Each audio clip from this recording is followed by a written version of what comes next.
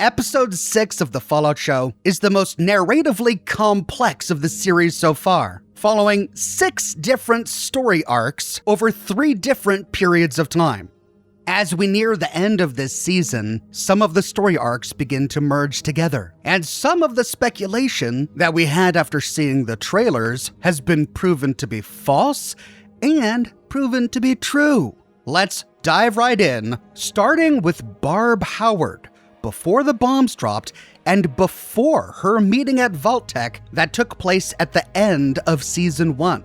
Barb Howard, the busy executive at Vault-Tec, is sitting through meeting after meeting, while Vault-Tec employees casually talk about the finer details concerning how the world will end, apparently not perturbed by the very nature of the apocalypse. Somehow these Vault-Tec employees, casually enjoying a lunch during the meeting, know that when the world ends, Los Angeles will be targeted with multiple 5-megaton blasts instead of the larger 10-megaton blasts. How they know this? We don't know, and neither does Barb. It's just business as usual at Vault-Tec. From this segment, we also learned that Vault-Tec knew that their water chips had a 30% fail rate. Apparently, scrapping the broken ones and creating new working ones wasn't an option, because instead, they're choosing which vaults get the water chips that are doomed to fail. And Barb gets to tell this guy whether or not she has any preferences. Why did she pick Vault 33?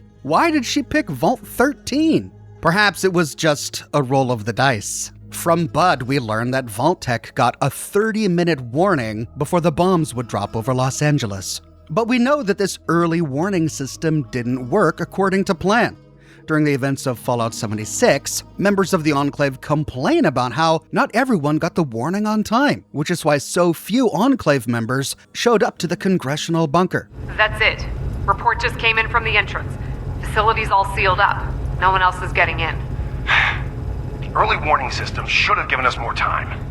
Then she meets with Robert House's body double, whom she doesn't know is a body double. She thinks this is Robert House, and Hank McClane comes in to take notes. House's body double presents Barb with the mind control chips, dubbing it the Automated Man. From Barb, we learn that Robco and Vault-Tec has always shared a special relationship, which makes sense since all of Vault-Tec's Pip-Boys were made by Robco. She then goes on to say that Robco has access to a number of Vault-Tec's vaults within which they can conduct whatever experiments they want. So she doesn't quite understand why House is presenting this to her. But House's double says that she must have missed a memo. Vault-Tec is actually buying these mind control chips from House in exchange for cold fusion.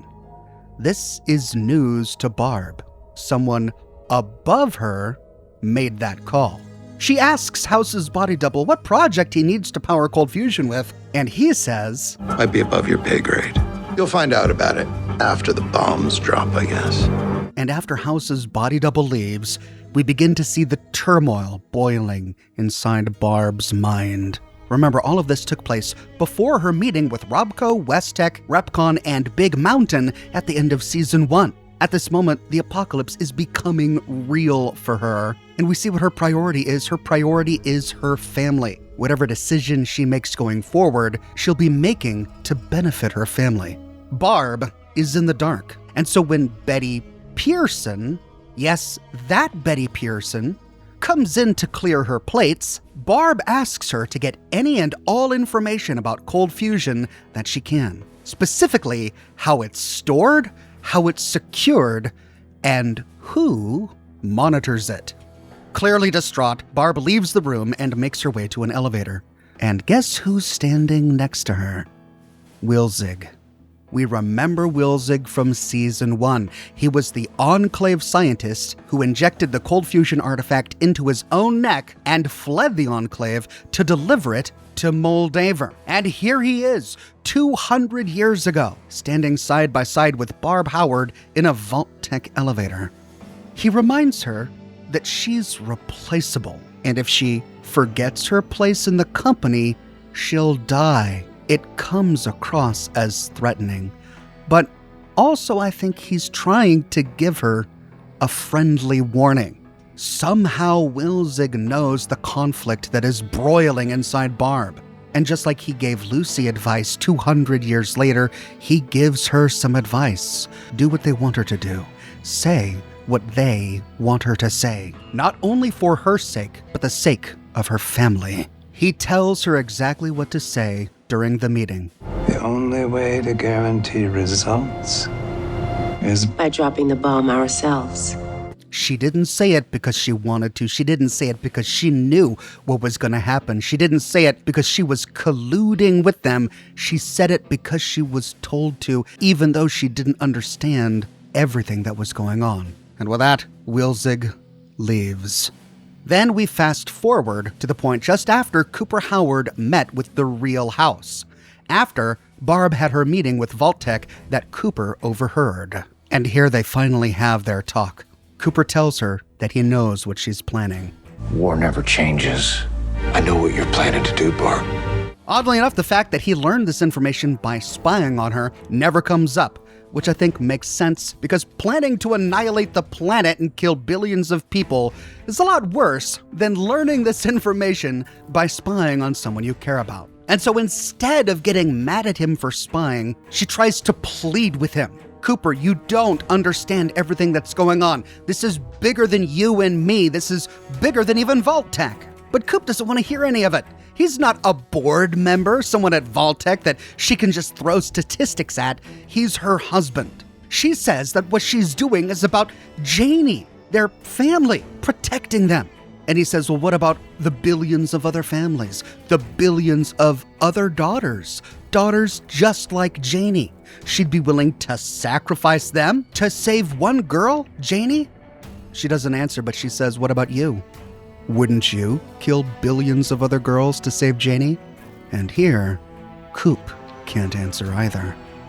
Tragically, she says that there are worse people out there than her. And he says, Who could possibly be worse than you? Which just about breaks her heart. He said that because he doesn't know why she said what she said. And so she sits him down and tells him about Wilzig, about the elevator, about how this guy representing something threatened her and told her what to say. Coop asks her who he was, and she says she doesn't know. Who threatened you? Who controls Vault-Tec? I don't know. Which is interesting because we learned that Barb knows about the existence of the Enclave without knowing that they're the Enclave. She knows there's someone, something behind the scenes pulling the strings, but she doesn't quite know who they are just yet. Coop gets up. He says he's going to do something about this. She begs him not to. There's nothing we can do about this. It's bigger than them. It's outside of their control. Please, she says, you know me. And he says, I don't know you, Barbara. He leaves the hotel room and tracks down Hank McClane. Remember, he promised Ms. Williams that he would get cold fusion back for her. Hank is at the bar in the Lucky 38 getting sauced. Coop brings Hank back to his hotel room, sits him down, mixes him a drink. But in that drink, he mixes a sedative. Once Hank is out, Coop goes for the briefcase. It's chained to his wrist, but apparently it's not locked. He didn't even have to punch in a code. He just opened it. And that's because inside is not cold fusion. It's a gun or something. He doesn't recognize it, but we do. It's not a gun. It's an extractor. And Barb knows what it is too. She enters the room, sees what Cooper has done, and without a word, she walks forward, takes it, and from the neck of Hank McClane, extracts cold fusion. Does Barb give cold fusion to Coop? Is this enough for Coop to trust his wife again? Fast forward 200 years. Lucy wakes up in a Vault-Tec vault. It's an observation room inside Hank's vault for managers. She sees a note written by her father. Dial 0 when you're up. Instead, she leaves the room and begins to explore. She sees 2 legionaries walking down the hall. She grabs a fire extinguisher to defend herself, but then... Morning. Beautiful day, isn't it? That's not how the Legion acts. What is going on here? She stumbles into a room filled with men and women in button-up shirts and ties. And everyone is so polite. Oh, please. After you. Oh, come on. I insist you go. Oh, no. Please, after you. These men and women, in some sort of choreographed dance, are assembling House's mind control chips, piece by piece. Everyone has a job. When they finish their part, they hand it off to the next person. Lucy is gobsmacked. She doesn't know what to think. She tracks her father down to a simulation room. It's a simulation of a kitchen and dining room found in one of Vault-Tec's vaults, an environment that she's very familiar with. Hank has been cooking supper. He sets down some nuts and then points to a copy of All Quiet on the Western Front. It's a novel about a German soldier fighting in the trenches during World War I. In the novel, the main character, Paul, becomes disillusioned with war, seeing how so many German lives are snuffed out for minimal gains on the battlefield. Paul feels like he can relate more to the Russian and French soldiers that he's fighting than the German commanders sending him to fight. Apparently, Hank and Lucy were reading it together back in Vault 33. And here, Hank uses Paul's experiences during the Great War as an allegory to life in their post-apocalyptic wasteland. Lucy admits that she never finished the novel. "What about the parts that you did read?" asks her father, really asking, "How has your experience in the wasteland been?" "I found it very upsetting," says Lucy. Hank says that to him, the most troubling thing is that everyone seems to be fighting over nothing. The Germans and the French fighting over a square meter of dirt. Wastelanders fighting over a handful of caps. But he says some things, like war, never change. And as he continues to expound his personal philosophy on war, Lucy pulls out some scissors. She's gonna bring him back to Vault 33 and hold him accountable for blowing up Shady Sands. And Hank is actually impressed. He's glad that she still believes in justice, that the wasteland hadn't changed her. He pulls out a pair of handcuffs himself, and surrenders himself voluntarily. And at last, he admits that even though in his mind he blew up Shady Sands to protect Lucy, but maybe it came at too high a price. And there comes a time in a man's life where he has to take responsibility for what he's done, and his time has come. He says that he wants to show Lucy what he's been doing here. He sees his work here as being part of his redemption arc. But Lucy doesn't buy it. Brainwashing people isn't redemption. And after everything we've seen this season, can we even entertain the idea that Hank has changed? Kidnapping people, strapping them to chairs, operating on them, and blowing up their heads. This is all part of his redemption? I don't think so. But I have to say I am surprised and am gratified that he at least feels guilt and remorse over what he did to Shady Sands. On their way out, they walk through the chip assembly room. The crew is startled for a moment, but Hank says, "My daughter is here to pursue the cause of justice, and we like justice, don't we?" Yes. He introduces Lucy to some of them. Marjorie used to be a bit of a murderer, but now she's the best doggone pencil sharpener there is. Sherman and Gregory were from opposing tribes. A month ago they would have killed each other, but now they're best buds. And Rita used to cook up human flesh for the Legion, but look at her now. She makes the best trail mix around. Lucy insists that after they leave all the doors open so that these people can go. But nobody wants to go. Everyone here wants to stay. But we like it down here. Do we have to? It's dangerous out there. I agree. The chicken lover then rolls out 2 new acquisitions, a legionary and someone Lucy recognizes, a soldier from the NCR, the same soldier who gave her buff out to help her recover after spending so many nights on a Legion cross. The mind control chips have already been installed, they just haven't been turned on yet. And so Hank diverts to Lucy's judgment. Lucy says no, we will not mind control these people. And so Hank says, okay, let them go. Let them leave as is. But as soon as they untie the bonds holding the legionary, he stands up and attacks the NCR soldier. Lucy races forward to try and help the NCR soldier. She pushes the soldier away, but the legionary is relentless. He grabs Lucy by the neck and lifts her up. She grabs a pencil and stabs him, but that's not enough to stop him. the legionary picks up a staple gun and starts stapling the forehead of this NCR soldier. Just packing staples into his head. The only way to stop this violence is to push the button and control their minds. And as soon as she does... Hey there, buddy. You okay? Well, I seem to have found myself in a bit of a jam. They become friends. Hank's redemption is to end war by removing mankind's capacity to oppose each other. Kumbaya. It's effective, but of course it robs a man of free will. But isn't world peace worth it? That is a question Lucy now has to answer.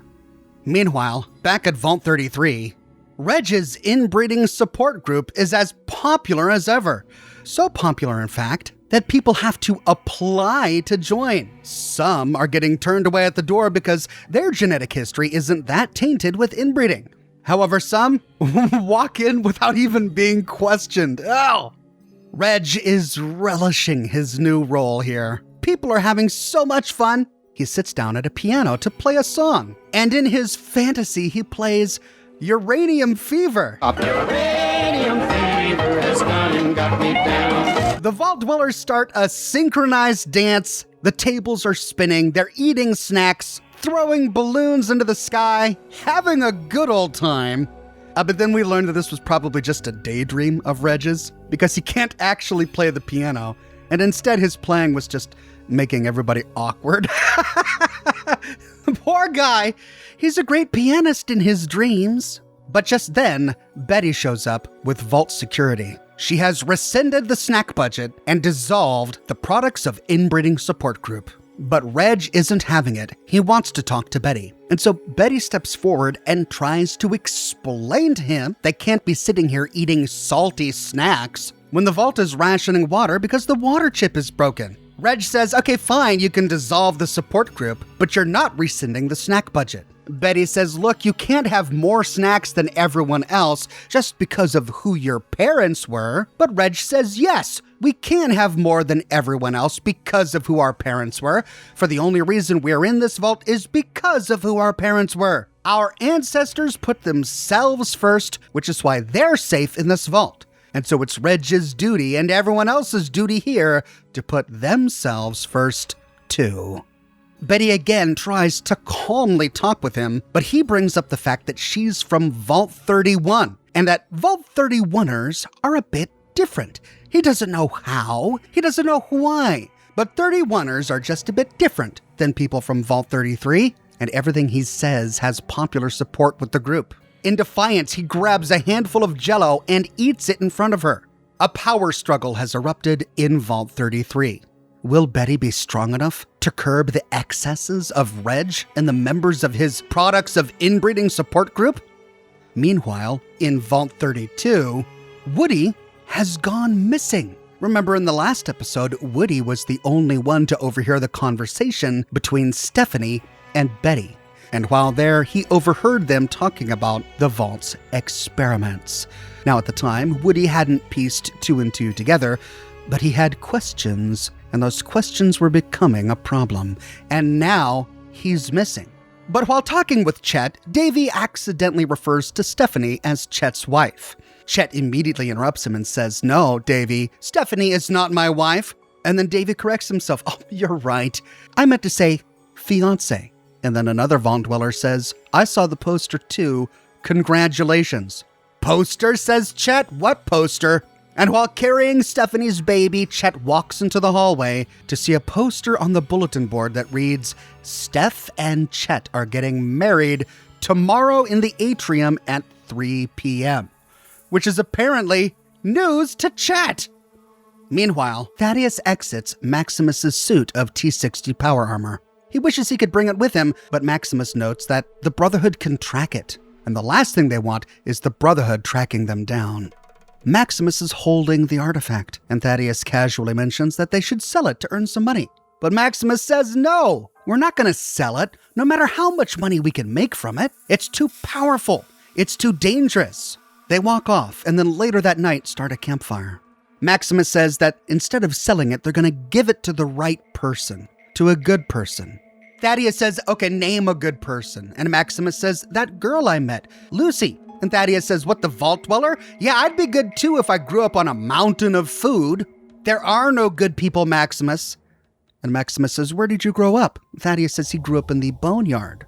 In Fallout 1, the Boneyard was the ruins of Los Angeles, or at least part of Los Angeles. We were given the impression by Season 1 that the showrunners had moved Shady Sands to Los Angeles. But from this exchange, we learned that the Boneyard is a distinct entity from Shady Sands. Perhaps in the show, both were part of Los Angeles, or maybe Shady Sands was in the outskirts of LA. But at any rate, the cultures were completely different. The LA Boneyard was a place of poverty, whereas Shady Sands was a civilization run by the NCR. And Maximus says that he's sad that Thaddius never knew any good people.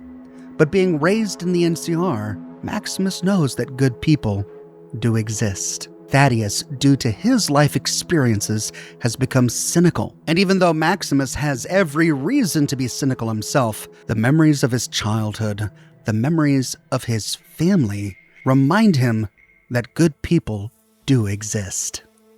Meanwhile, back in Freeside, the Ghoul is still stuck on that spike, but he feels himself beginning to go feral.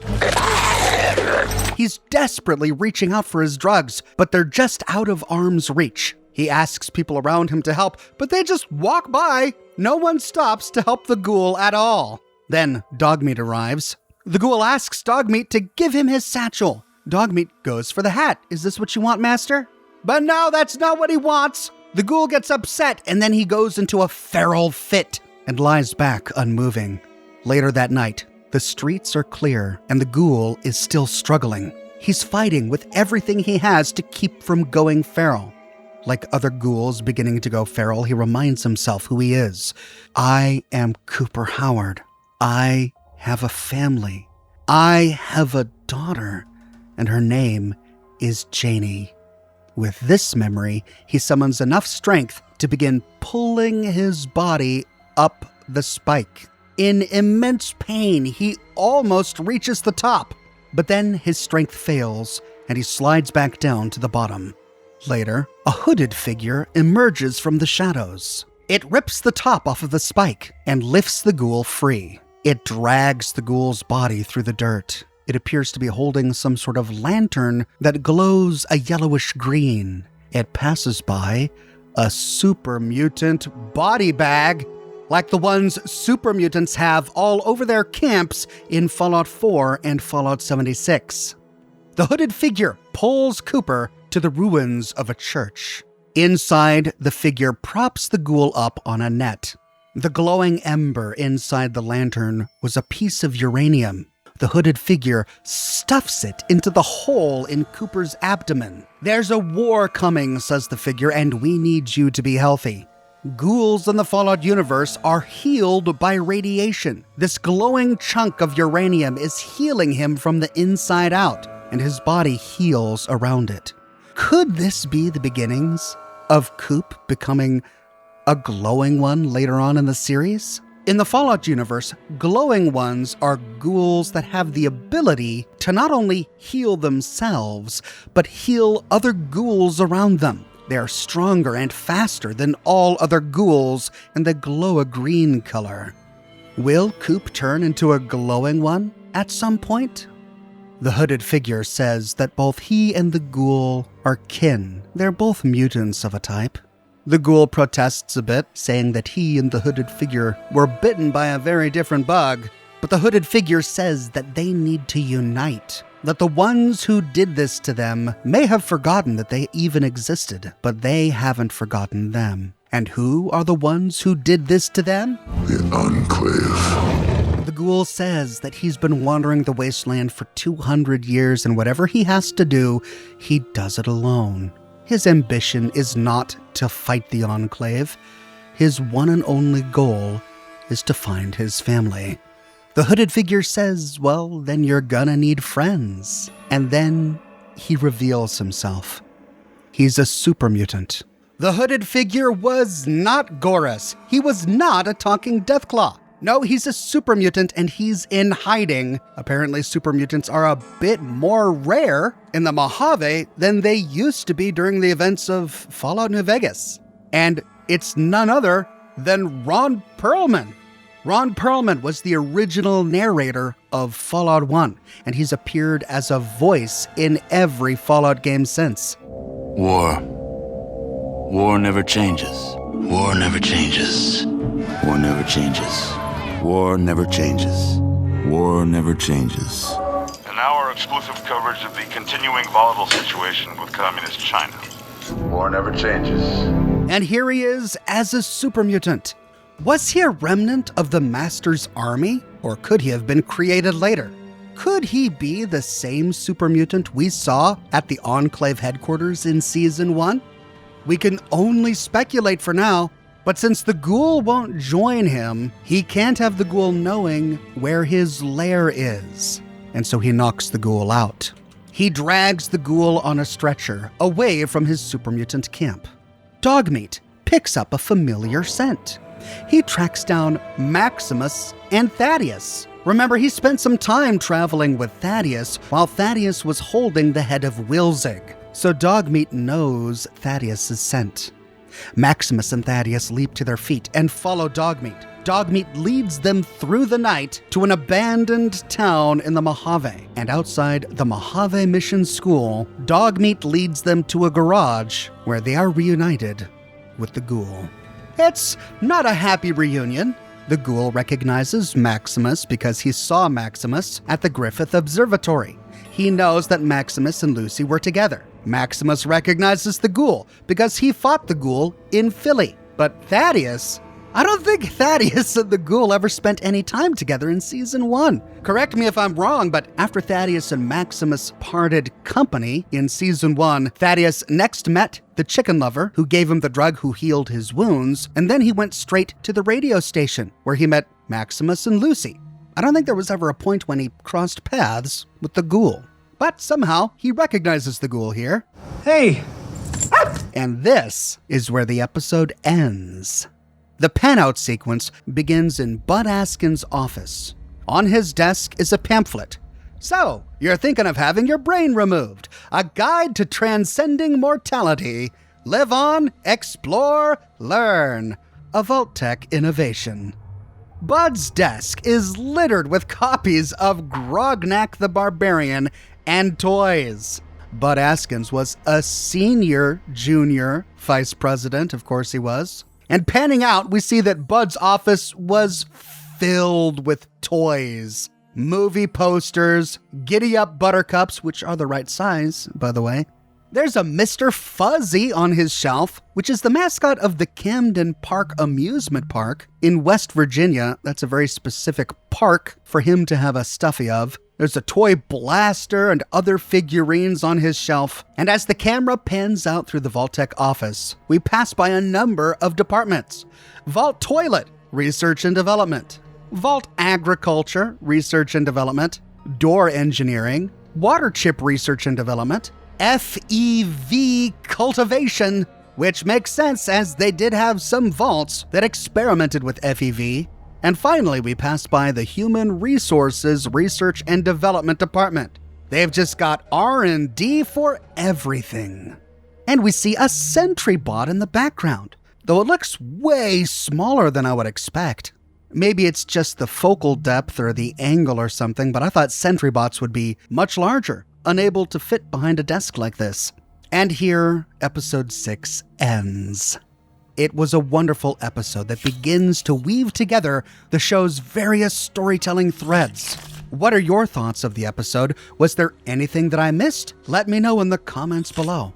I'm constantly publishing new Fallout content, so if you don't want to miss my next episode, be sure to subscribe. Check out my shirt shop if you'd like some Oxhorn merch, but more than anything, I'm just so glad you're here watching this video. Thanks again for watching, and I'll see you soon with more Fallout videos.